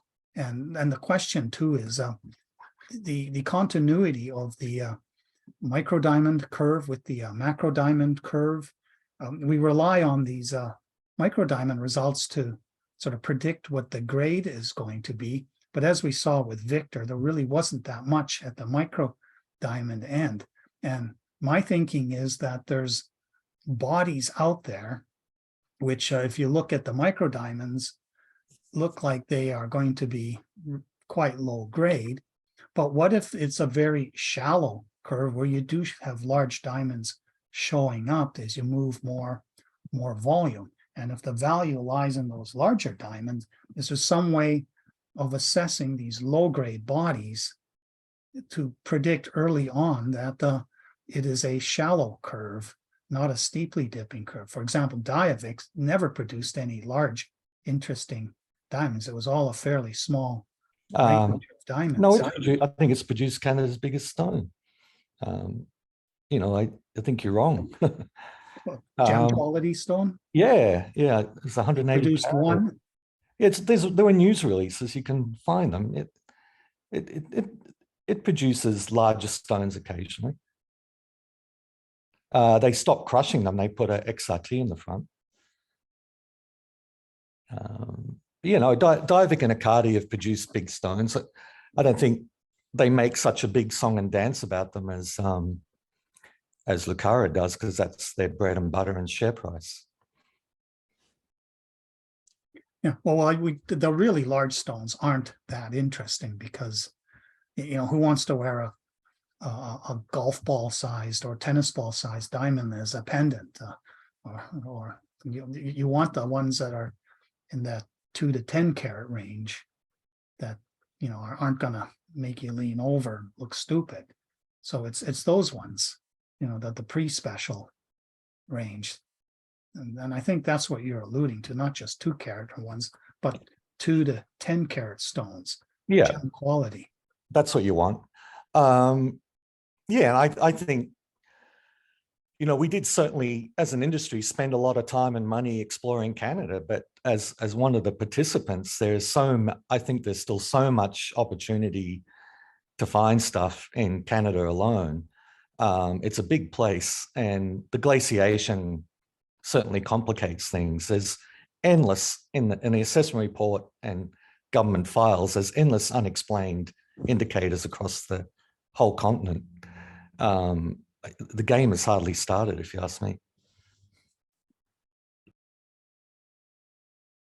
Well, another question I would have too is, we always talk about the G10, G9, Hartsbergite and Lherzolite garnets as an indicator, but that's for a different population of diamonds. What about the eclogitic paragenesis? So what do we know about that? What can you tell us, about those indicator minerals as to what kind of potential they offer?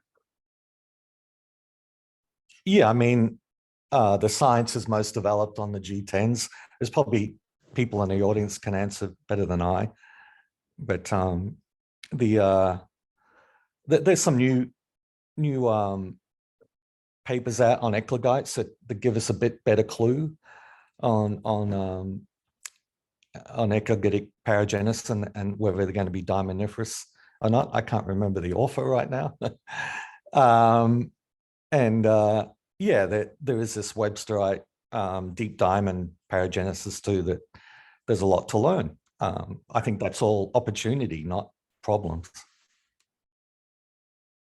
See the main case that I'm making is that we're not getting S-curve action from early microdiamond results anymore for the diamond sector, because the market understands you need to go 2 stages farther than you do with a metallic deposit or a pegmatite deposit to start saying here's a significant discovery, and that costs a lot more money. And I would disagree. It costs more money in the long run. Like I was, developing a gold mine needs 40, say, 1 million ounces needs about 30 kilometers of drilling, drill intensive, assay intensive. Kimberlite is easy to find the tons. Kimberlite, non-kimberlite, it's very simple to find the tons. With microdiamonds and smart bulk sampling, it's not too expensive to find the grade. The expense is the bulk sample to find the value. And I think there was a lot of distortion in the valuations in in some of those examples you showed. I think an error was made in modeling the price. You should have just taken the actual price. And yeah, when you take your lump of diamonds to different people, they give you different prices too. That's the issue with diamonds, is each diamond is its own price. So that's where the cost is taking that bulk sample. But once you've done that, you've got the grade, you've got the tons, you've got the price, it's pretty quick to feasibility. I think that can be done if everything goes right for 30 million, where it's about 35 million for every 1 million ounces of gold you prove up. So in the long run, I think it's a fairly cheap to get to feasibility, but it's that big quantum leap. Look at Arctic Star. No, you're right. No, the market doesn't care, and the market does care about one drill hole having a gold value. At the moment, the market, we have to get to that.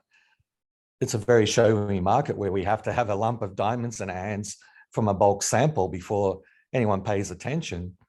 And that's a bridge too far if you haven't got the market cap to do that.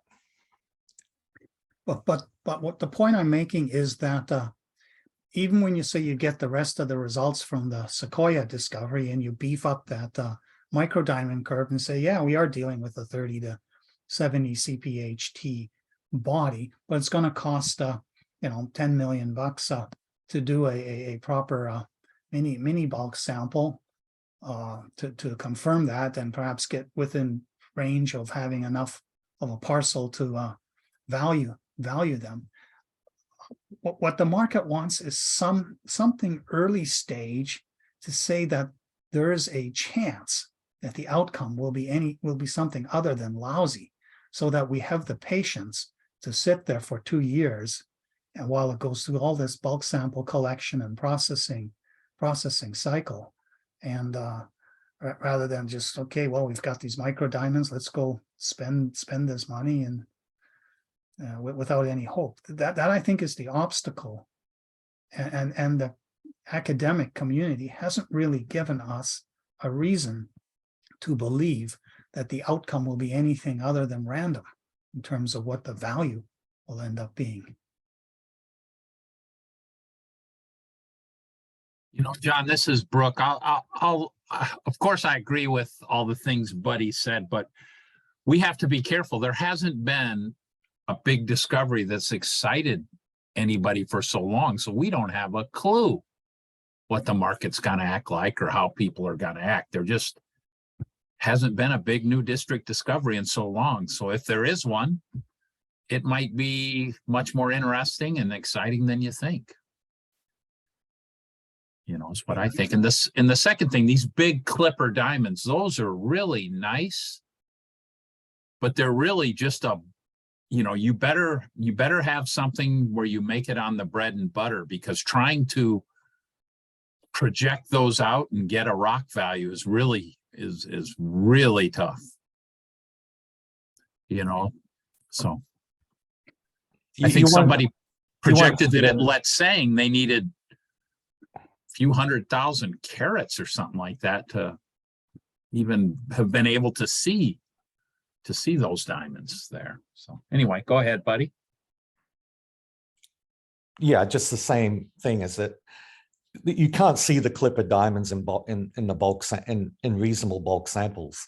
You see them neither in alluvials, maybe, that lead you to a kimberlite, maybe, but you don't see them to your mining. You know, that's what happened at Kawari. They didn't know until they were mining. Let's Saying is they get 1 stone a month. They survive on 1 stone a month. And when I visited that mine, you know, I asked them what keeps you awake at night. Well, getting that 1 stone. Well, you can keep that. I know that the thing's been in production for decades, but it must be very stressful. Much better to have the bread and butter as well as those big things.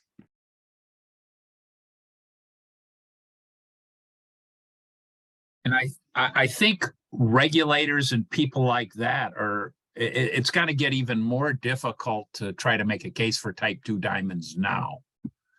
You know, people aren't going to buy scientific evidence that 50% of your diamonds are type 2, and that means, you know, you're going to have a high value. You know, you're going to have to prove it, I think. No, I mean, yeah, exactly. Until you've got the diamonds in your hand, you can't really tell what the value is. But when you're in this nervous stage of trying to get a large quantum leap of money to take a bulk sample, it's nice to have layers of evidence to give you that courage. So, you know, having actual type 2s and the micro diamonds, will that translate into commercial stones? We don't know. Doesn't hurt. But it's better than not having any type 2s. And you know, so the fact that Sequoia has an unusually large number of type 2s and the micro diamonds is intriguing. But can you say that's going to mean we have valuable big stones? No, we have to show that. You know, you look at the curve, those micro diamond curves are actually a lot more useful than John sort of made out. I think, but John's point was the market didn't understand them. Certainly within the companies, they were understood better. They are very useful. Yeah, no, I agree. I find them very useful for, you know, predicting the macro grade potential. It's the value part of the equation that gives me a heartburn. Yeah, and you know, telling you the value from indicators, I think is a bridge too far. In the end, each diamond has its own price. Yeah, you have to have a bundle of diamonds, some statistically significant large number to come up with an average dollar per carat. And you mentioned before, you know, the world average dollar per carat. If you know, you look at the $13 billion market for rough diamonds, and that's about 130 million carats. It's telling you the world average is $100 a carat. It's been sort of around that for decades, $100 to 120. most of the world diamonds are really small. You know, the average diamond size mine is 0.1 or 0.2 carats a ton, because you get a lot more smaller stones than bigger stones. But the value's in the bigger stones. Yeah. You just take the smaller stones to make sure you get the bigger stones. Hey, I gotta go, John. Got dinner on the table, so thank you very much. It's sure good seeing all the diamond folks, and thanks a lot. You're welcome. Thanks for participating. Anyone else have any more questions that they want to ask John about this presentation before we kind of move on to the more social hour? Or No, I don't want to ask John a question, but I want to share my screen because I want to correct something that Buddy Doyle said. So can I share my screen? Yep.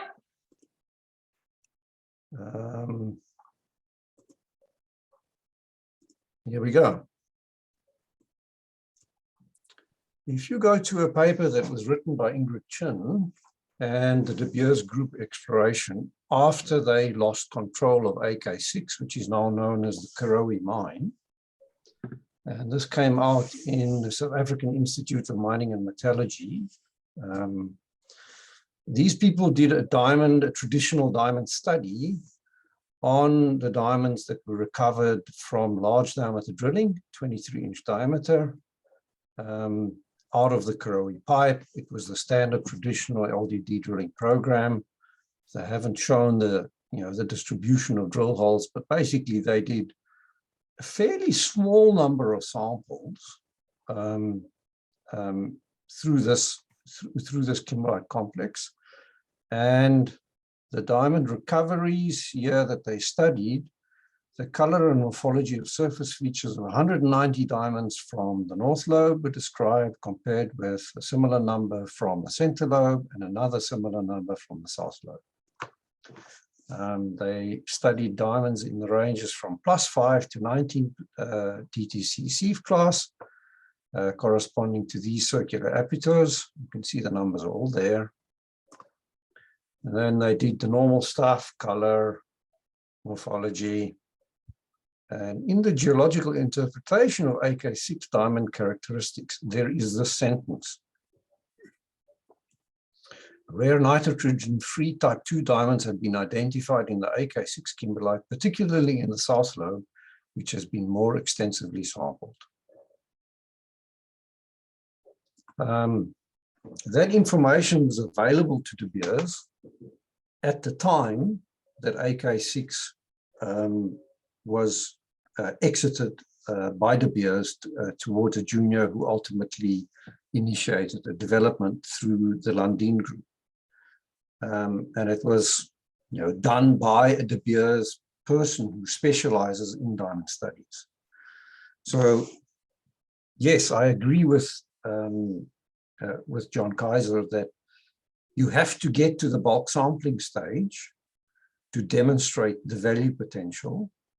But if you do a decent set of diamond studies at that stage, not even on a large number of diamonds, I mean, we're talking 200 diamonds here in these 5 sieve classes, then if your type 2 diamonds are present, then at least on the example of Karowe, you will at least detect them if you listen to what your scientists tell you, or your geoscientists, your diamond specialists tell you. And effectively, you can trace a very similar story in the Mataya kimberlite in Lesotho, which is now controlled by Lukapa. But the initial bulk sampling results, they looked for type 2 diamonds, and they did find some, except they didn't find as many as they are now finding when they are mining. So the story is, you have to do decent work when you get to the bulk sampling stage to unlock the value of type 2 diamonds.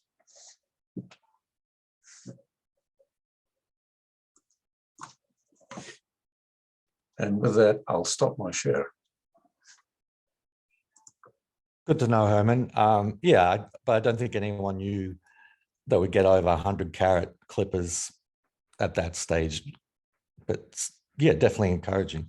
No, I mean, you know, they were, you saw the size ranges that they were working in, you know, +5 to 19 DTC.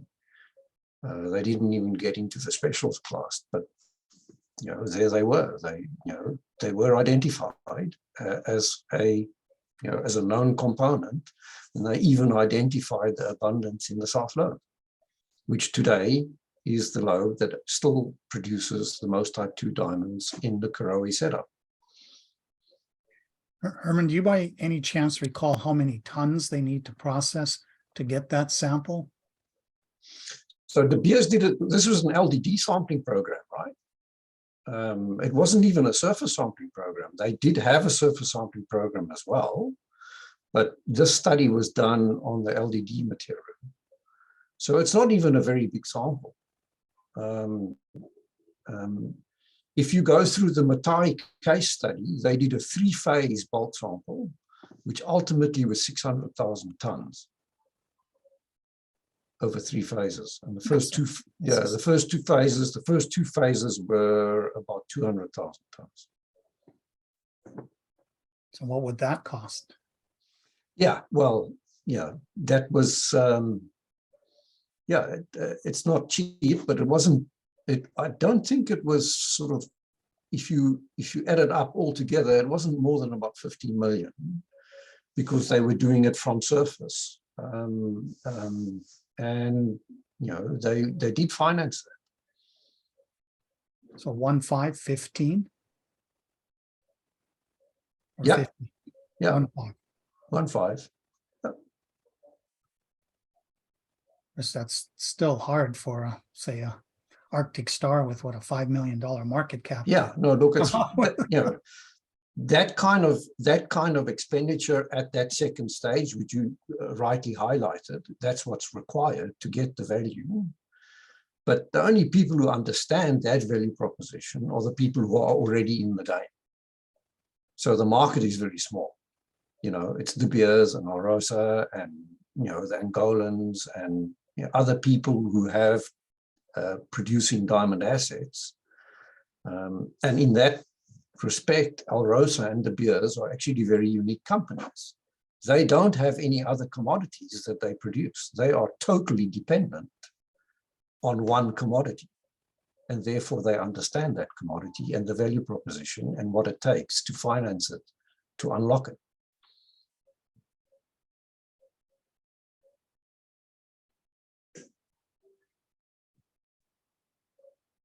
It's not like Rio Tinto. You know, diamonds in Rio Tinto could be considered a byproduct. They produce iron ore. Yeah, but De Beers is mainly owned by Anglo now, isn't it? Yeah, look, yeah, but it's still run as a separate entity. Yeah. No, but we've seen, the world has shown that there is a success path for juniors and diamonds. There is a history of that success path. It's just being forgotten. I think the point that John is making is that it's very difficult to finance these days.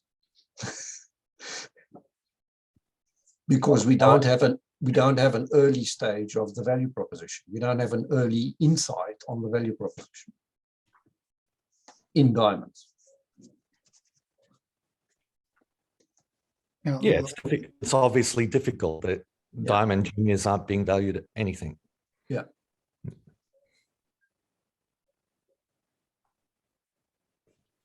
But there is a need for diamonds.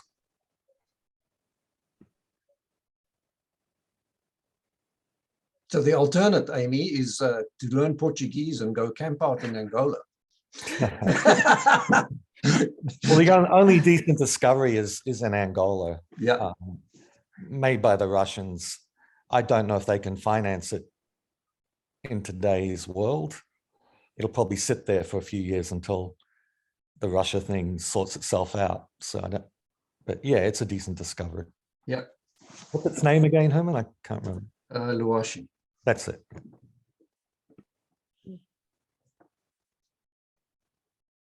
Okay, Well, I think with that, I'm going to stop the recording here.